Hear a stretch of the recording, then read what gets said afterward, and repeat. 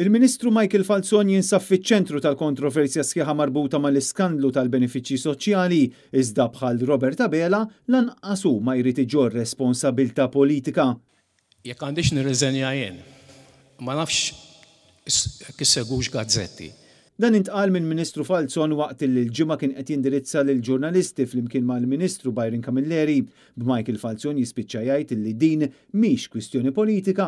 Dan minkejja li fiċ-ċentru ta' dan l-iskandlu kien hemm żgur mill-inqas deputat wieħed tal-Labor. L-element politiku li qed jiġi mpinġi ma jeżistix. Intant l-istess Ministru qalilna wkoll li l-Gvern ġabar lura 350,000 euro mill-flus li nsterqu sa issa mill-benefiċċji soċjali u allura fadal ħafna biex jiġu rkuprati il-miljuni li ġew sparpaljati għand nies illi ma kienx ħaqhom għajnuna.